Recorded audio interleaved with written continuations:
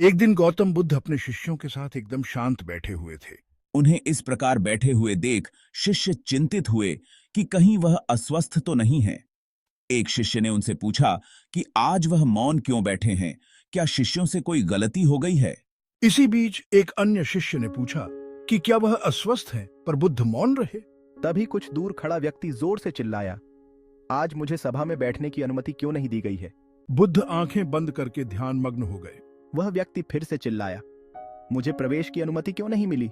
इसी बीच एक उदार शिष्य ने उसका पक्ष लेते हुए कहा कि उसे सभा में आने की अनुमति प्रदान की जाए।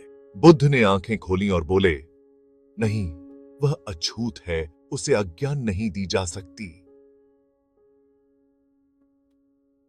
यह सुनकर शिष्यों को बड़ा आश्चर्य हुआ।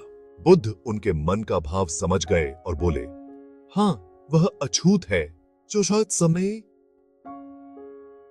इस पर कई शिष्य बोले, हमारे आश्रम में जात पात का कोई भेद ही नहीं, फिर वह अछूत कैसे हो गया? शिष्य की चिंता वाजिब थी, लेकिन बुद्ध ने इसका एक गहरा अर्थ समझाया। तब बुद्ध ने समझाया, आज वह क्रोधित होकर आया है। क्रोध से जीवन की एकाग्रता भंग होती है। क्रोधी व्यक्ति प्रायः से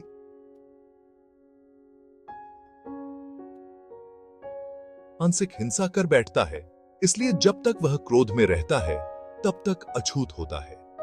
इसलिए उसे कुछ समय एकांत में खड़े रहना चाहिए। बुद्ध के इन शब्दों ने सभी को गहरी सोच में डाल दिया। क्रोधित शिष्य भी बुद्ध की बातें सुन रहा था। पश्चाताप की अग्नि में तपकर वह समझ चुका था कि अहिंसा ही मनुष्य का महान कर्तव्य व परम धर्म है। वह बुद्ध के चरणों में गिर पड़ा और कभी क्रोध न करने का प्रण लिया। उसका पश्चाताप और प्रण सभी के लिए एक प्रेरणा बन गया। शिक्षा आशय यह है कि क्रोध के कारण व्यक्ति अनर्थ कर बैठता है और पश्चाताप उसे बाद में होता है, जिसका कोई लाभ नहीं मिलता। इसलिए हमें क्रोध नहीं करना चाहिए। असल मायने में क्रोधित व्यक्ति अछूत हो जाता है और उसे अकेला छोड़ देना चाहिए। क्रोध करने से तन, मन और धन तीनों की हानि होती है। क्रोध से ज्यादा हानिकारक कोई और वस्तु नहीं है।